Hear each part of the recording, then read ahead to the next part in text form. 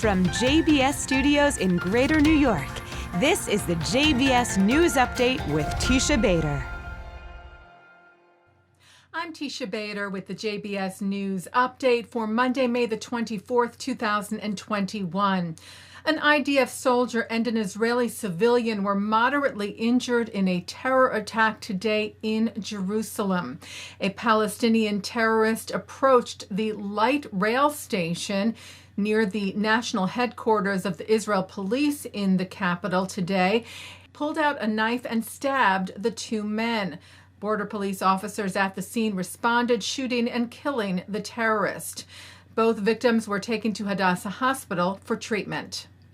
Israel's President Reuven Rivlin vowed, "We will not allow terrorism to raise its despicable head and will fight it without compromise." And with the ceasefire that was reached Thursday and took effect Friday between Israel and Palestinian terror group Hamas in Gaza, U.S. Secretary of State Antony Blinken left for Israel and the region today. Blinken tweeted at the request of President Biden, "I am traveling to Jerusalem, Ramallah, Cairo, and Amman to meet with the parties to support their efforts to solidify a ceasefire."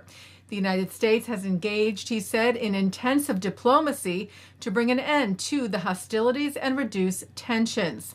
And a statement from the president released by the White House read that during his trip, Blinken will meet with Israeli leaders about our ironclad commitment to Israel's security. Also rebuilding ties, Biden said, with the Palestinian people, including on the coordinated international effort to ensure immediate assistance reaches Gaza in a way that benefits the people there and not Hamas, and on reducing the risk of further conflict in the coming months. Israeli Prime Minister Benjamin Netanyahu thanked President Biden on Friday for the support of Israel. I want to thank President Joe Biden, a friend of many years, who stood by Israel throughout this conflict. He expressed clearly, unreservedly, America's support for Israel's right of self-defense. Also thanking Biden for offering to help replenish Israel's stocks of missile interceptors. Netanyahu is set to meet with Secretary of State Blinken tomorrow morning.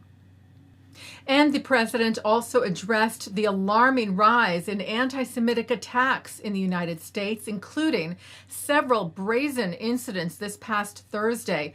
Despite the announcement of a ceasefire reached between Israel and Hamas, demonstrations in the Times Square area of New York City turned violent, and pro-Palestinians could be seen waving Palestinian flags while hurling verbal anti-Semitic abuse, also throwing glass bottles and even setting off a firecracker targeting Jews. And a Jewish man was severely beaten in the middle of the street near Times Square. 29-year-old Joseph Borgen was heading to a pro-Israel rally wearing a kippah. He told News 4 New York that soon after he emerged from the subway station, he was quickly surrounded by a group of Palestinians and then attacked. They proceeded to, obviously assault me, beat me, kick me, punch me, hit me with crutches, hit me with, looked like flagpoles.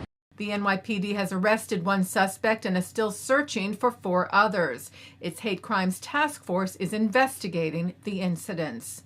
President Biden and Vice President Kamala Harris spoke out against these incidents today, where Biden said the recent attacks on the Jewish community are despicable and they must stop.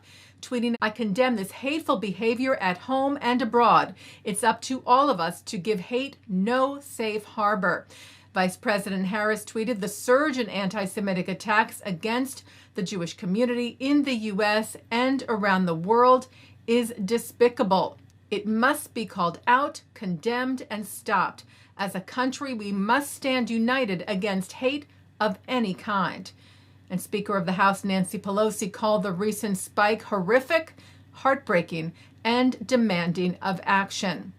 She wrote, "Anti-Semitism cannot be tolerated. We must come together as Americans to condemn and combat this appalling bigotry and hatred." And Jewish organizations expressed their horror at the recent spate of violent attacks. And rallies of support were held across the country against anti-Semitism and against terror this weekend, including Sunday at Ground Zero in New York City, led by the Israeli-American Council, whose co-founder Shoham Nicolet said despite the ceasefire in Israel, we've seen a wave of unprecedented attacks on Jews and rise in anti-Semitic hatred here in the U.S.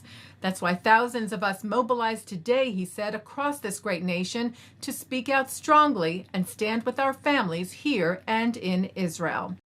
Taking a look now at our programming for tonight on JBS for Monday, May the 24th at 7 o'clock. It's The Wisdom of Dr. Ruth. At 7:30, Oscar-winning writer-director Carolyn Link talks about the personal connections she had to the beloved children's book When Hitler Stole Pink Rabbit, which she adapted for the screen. At 8, panelists analyze the Camp David Accords and explore possible resolution scenarios of the Israeli-Palestinian conflict for the future. At 9, Mark Golub sits down with IDF Major General Amit Deri, founder and chairman of Reservists on Duty. Then Nancy Spielberg, Roberta Grossman, and Samuel Kassow speak about their film, Who Will Write Our History? And coming up next, Shachar Azani speaks with Mort Klein and Jonathan Tobin about the Boston JCRC voting against expelling the Zionist Organization of America after several progressive groups sought its ouster. And that's the JBS News Update for Monday, May the 24th, 2021. I'm Teisha Bader. Stay healthy, stay well.